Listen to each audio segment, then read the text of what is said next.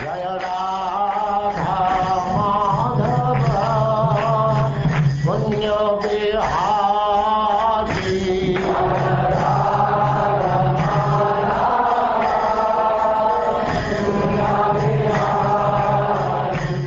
And now, Chapter 18, the prayers offered to the Lord by the residents of Jambudvip.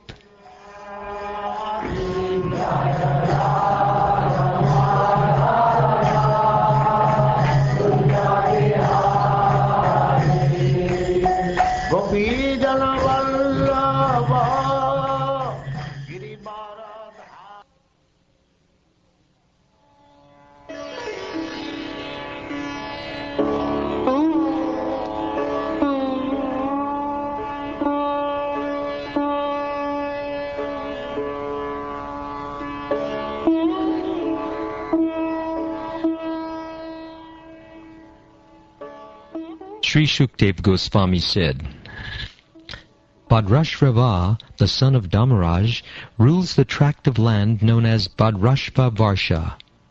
Just as Lord Shiva worships Sankarshan in Ilarvata Varsha, Bhadrashvava, accompanied by his intimate servants and all the residents of the land, worships the plenary expansion of Vasudev known as Hayashirsha.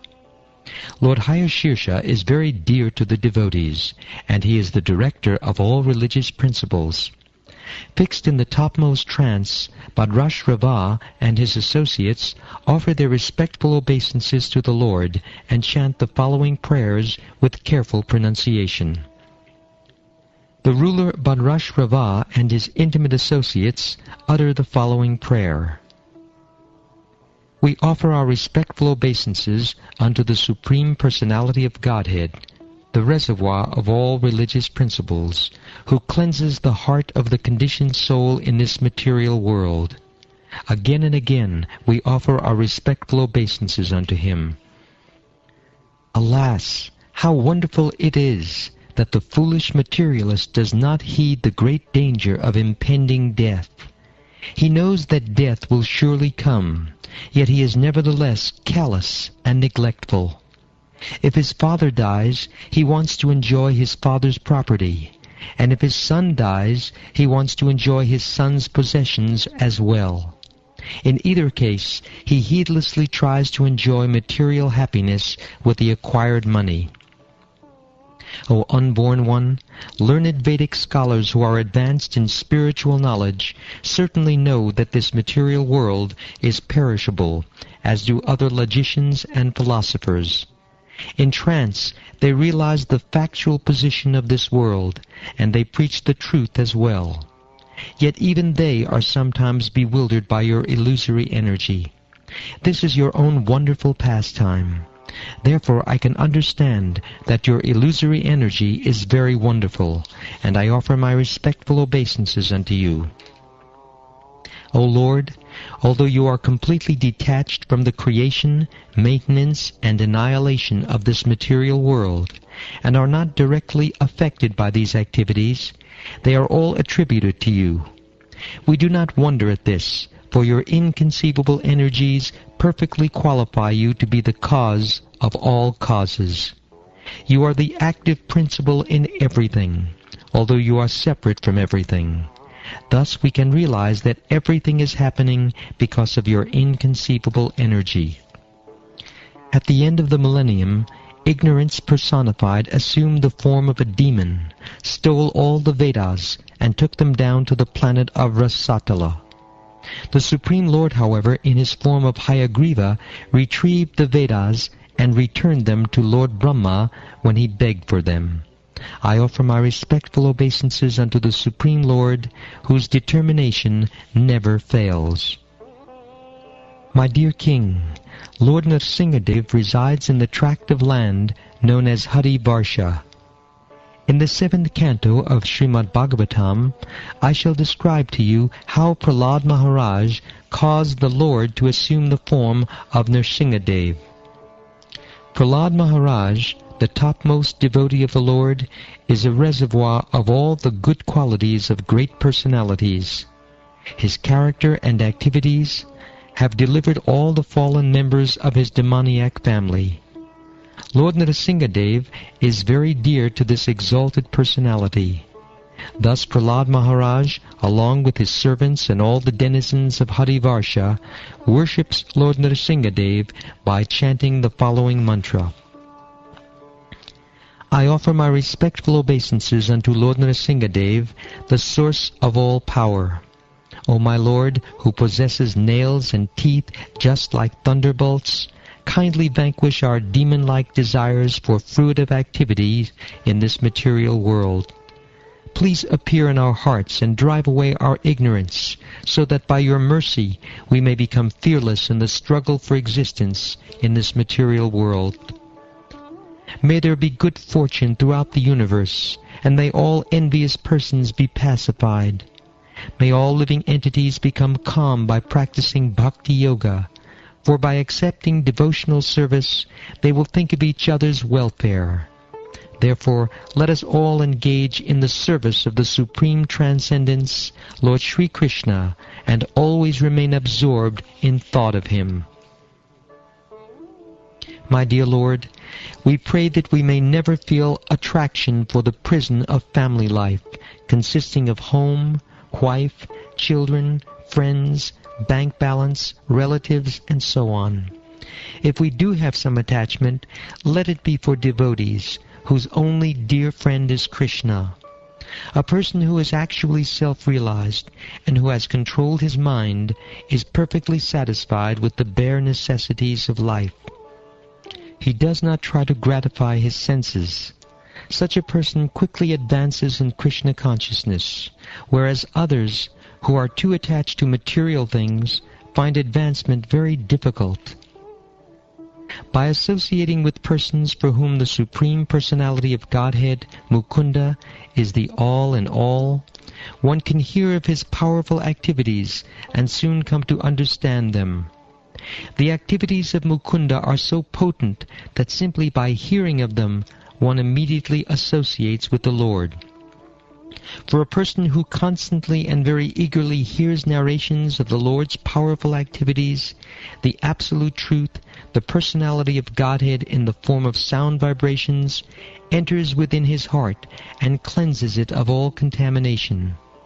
On the other hand, although bathing in the Ganges diminishes bodily contaminations and infections, this process and the process of visiting holy places can cleanse the heart only after a long time. Therefore, who is the sane man who will not associate with devotees to quickly perfect his life? All the demigods and their exalted qualities, such as religion, knowledge, and renunciation, become manifest in the body of one who has developed unalloyed devotion for the Supreme Personality of Godhead, Vasudeva. On the other hand, a person devoid of devotional service and engaged in material activities has no good qualities. Even if he is adept at the practice of mystic yoga or the honest endeavor of maintaining his family and relatives, he must be driven by his own mental speculations and must engage in the service of the Lord's external energy. How can there be any good qualities in such a man? Just as aquatics always desire to remain in the vast mass of water, all conditioned living entities naturally desire to remain in the vast existence of the Supreme Lord. Therefore, if someone very great by material calculations fails to take shelter of the Supreme Soul, but instead becomes attached to material household life, his greatness is like that of a young, low-class couple. One who is too attached to material life loses all good spiritual qualities. Therefore, O demons, give up the so-called happiness of family life and simply take shelter of the lotus feet of Lord Nrsingadev, which are the actual shelter of fearlessness. Entanglement in family life is the root cause of material attachment, indefatigable desires, moroseness, anger, despair, fear, and the desire for false prestige, all of which result in the repetition of birth and death. In the tract of land called Ketumala Lord Vishnu lives in the form of Kamadeva, only for the satisfaction of his devotees. These include Lakshmiji, the goddess of fortune, the Prajapati Samvatsara, and all of Samvatsara's sons and daughters. The daughters of Prajapati are considered the controlling deities of the nights, and his sons are considered the controllers of the days. The Prajapati's offspring number 36,000, one for each day and each night in the lifetime of a human being. At the end of each year, the Prajapati's daughters become very agitated upon seeing the extremely effulgent disk of the Supreme Personality of Godhead, and thus they all suffer miscarriages.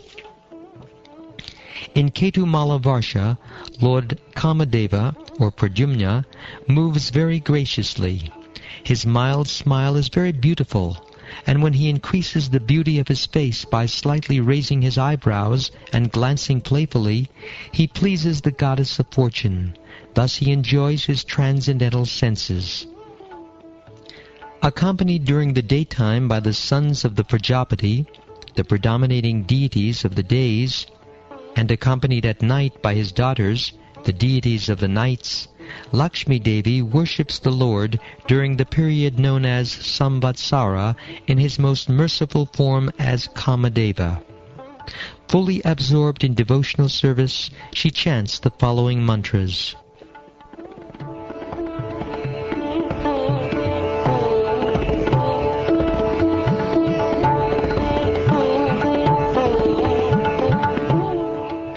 Let me offer my respectful obeisances unto the Supreme Personality of Godhead, Lord Rishikesh, the controller of all my senses and the origin of everything. As the Supreme Master of all bodily, mental, and intellectual activities, he is the only enjoyer of their results. The 5 sense objects and 11 senses, including the mind, are his partial manifestations. He supplies all the necessities of life, which are his energy, and thus non-different from him. And he is the cause of everyone's bodily and mental prowess, which is also non-different from him. Indeed, he is the husband and provider of necessities for all living entities. The purpose of all the Vedas is to worship him. Therefore, let us all offer him our respectful obeisances. May he always be favorable toward us in this life and the next. My dear Lord, you are certainly the fully independent master of all the senses. Therefore, all women who worship you by strictly observing vows because they wish to acquire a husband to satisfy their senses are surely under illusion. They do not know that such a husband cannot actually give protection to them or their children, nor can he protect their wealth or duration of life, for he himself is dependent on time, fruitive results, and the modes of nature, which are all subordinate to you. He alone is never afraid, but who, on the contrary, gives complete shelter to all fearful persons, can actually become a husband and protector. Therefore, my Lord, you are the only husband, and no one else can claim this position. If you are not the only husband, you would be afraid of others. Therefore, persons learned in all Vedic literature accept only your lordship as everyone's master, and they think no one else a better husband and protector than you. My dear Lord, you automatically fulfill all the desires of a woman who worships your lotus feet in pure love. However, if a woman worships your lotus feet for a particular purpose, you also quickly fulfill her desires, but in the end she becomes broken-hearted and laments. Therefore, one need not worship your lotus feet for some material benefit. O Supreme Unconquerable Lord, when they become absorbed in thoughts of material enjoyment, Lord Brahma and Lord Shiva, as well as other demigods and demons, undergo severe penances and austerities to receive my benedictions. but I do not favor anyone, however great he may be, unless he is always engaged in the service of your lotus feet. Because I always keep you within my heart, I cannot favor anyone but a devotee. O Infallible One, your lotus palm is the source of all benediction. Therefore your pure devotees worship it, and you very mercifully place your hand on their heads. I wish that you may also place your hand on my head, for although you already bear my insignia of golden streaks on your chest, I regard this honor as merely a kind of false prestige for me. You show your real mercy to your devotees, not to me. Of course, you are the Supreme Absolute Controller, and no one can understand your motives. Shukdev Goswami continued. In Ramyaka Varsha, where Vaivasvata Manu rules, the Supreme Personality of Godhead appeared as Lord Matsya at the end of the last era, the Chakshusha Manvantara. Vaivasvata Manu now worships Lord Matsya in pure devotional service and chants the following mantra. I offer my respectful obeisances unto the Supreme Personality of Godhead, who is pure transcendence. He is the origin of all life, bodily strength, mental power, and sensory ability. Known as Matsyavatara, the gigantic fish incarnation, he appears first among all the incarnations. Again I offer my obeisances unto him. My dear Lord, just as a puppeteer controls his dancing dolls and a husband controls his wife, your Lordship controls all the living entities in the universe, such as the Brahmins, Kshatriyas, Vaishyas, and Shudras. Although you are in everyone's heart as the supreme witness and commander, and are outside everyone as well, the so-called leaders of societies, communities, and countries cannot realize you. Only those who hear the vibration of the Vedic mantras can appreciate you. My Lord, from the great leaders of the universe, such as Lord Brahma and other demigods, down to the political leaders of this world, all are envious of your authority. Without your help, however, they could neither separately nor concertedly maintain the innumerable living entities within the universe. You are actually the only maintainer of all human beings, of animals like cows and asses, and of plants, reptiles, birds, mountains, and whatever else is visible within this material world. O Almighty Lord, at the end of the millennium, this planet Earth, which is the source of all kinds of herbs, drugs, and trees, was inundated by water and drowned beneath the devastating waves. At that time, you protected me along with the earth and roamed the sea with great speed. O unborn one, you are the actual maintainer of the entire universal creation, and therefore you are the cause of all living entities. I offer my respectful obeisances unto you.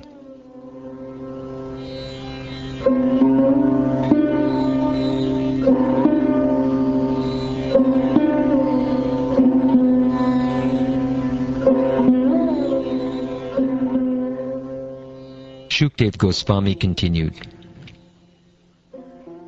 In Hiranmaya Varsha, the Supreme Lord, Vishnu, lives in the form of a tortoise, Kurma Sharira. This most dear and beautiful form is always worshipped there in devotional service by Aryama, the chief resident of Hiranmaya Varsha, along with the other inhabitants of that land. They chant the following hymns. O my Lord, I offer my respectful obeisances unto you, who have assumed the form of a tortoise. You are the reservoir of all transcendental qualities, and being entirely untinged by matter, you are perfectly situated in pure goodness. You move here and there in the water, but no one can discern your position. Therefore I offer my respectful obeisances unto you. Because of your transcendental position, you are not limited by past, present, and future. You are present everywhere as the shelter of all things, and therefore I offer my respectful obeisances unto you again and again. My dear Lord, this visible cosmic manifestation is a demonstration of your own creative energy. Since the countless varieties of forms within this cosmic manifestation are simply a display of your external energy, this Varat Rupa, or universal body, is not your real form. Except for a devotee in transcendental consciousness, no one can perceive your actual form. Therefore, I offer my respectful obeisances unto you. My dear Lord, you manifest your different energies in countless forms, as living entities born from wombs, from eggs, and from perspiration, as plants and trees that grow out of the earth, as all living entities, both moving and standing, including the demigods, the learned sages, and the Pitas, as outer space, as the higher planetary system containing the heavenly planets, and as the planet Earth with its hills, rivers, seas, oceans, and islands. Indeed, all the stars and planets are simply manifestations of your different energies, but originally you are one without a second. Therefore there is nothing beyond you. This entire cosmic manifestation is therefore not false, but is simply a temporary manifestation of your inconceivable energy. O my Lord, your name, form, and bodily features are expanded in countless forms. No one can determine exactly how many forms exist, yet you yourself, in your incarnation as the learned scholar Kapiladev, have analyzed the cosmic manifestation as containing 24 elements. Therefore, if one is interested in Sankhya philosophy, by which one can enumerate the different truths, he must hear it from you. Unfortunately, non-devotees simply count the different elements and remain ignorant of your actual form. I offer my respectful obeisances unto you.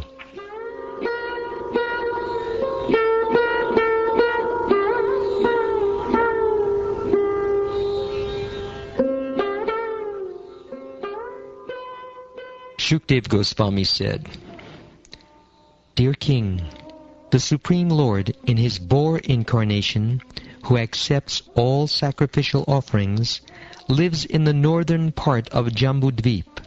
There, in the tract of land known as Uttarakuru Varsha, Mother Earth and all the other inhabitants worship him with unfailing devotional service by repeatedly chanting the following Upanishad mantra. O Lord, we offer our respectful obeisances unto you as the gigantic person. Simply by chanting mantras, we shall be able to understand you fully. You are a yajna, or sacrifice, and you are the kratu, or ritual. Therefore, all the ritualistic ceremonies of sacrifice are part of your transcendental body, and you are the only enjoyer of all sacrifices. Your form is composed of transcendental goodness. You are known as Triyuga, because in Kali Yuga you appeared as a concealed incarnation, and because you always fully possess the 3 pairs of opulences.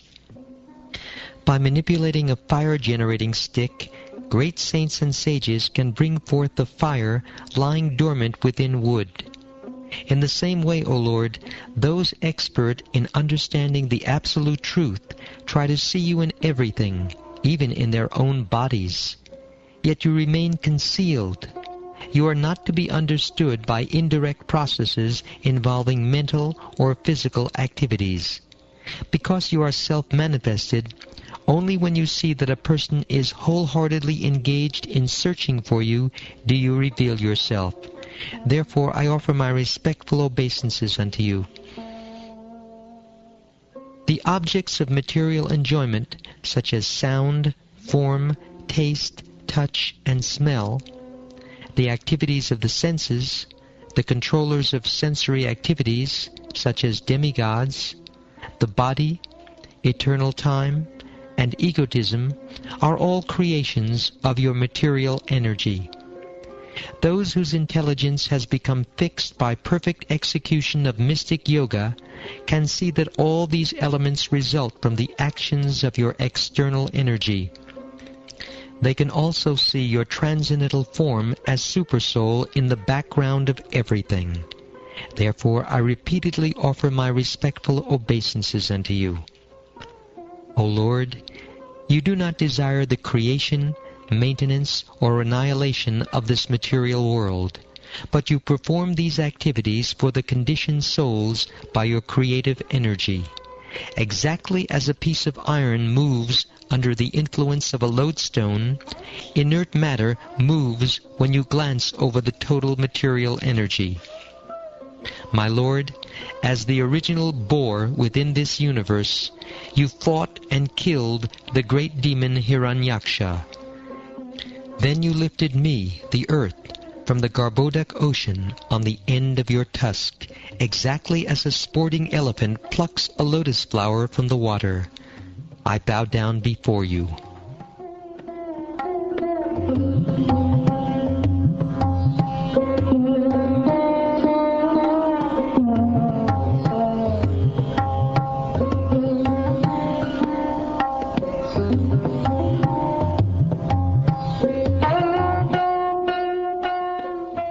Thus ends the 18th chapter of the 5th canto of the Srimad Bhagavatam, entitled The Prayers Offered to the Lord by the Residents of Jambudvip.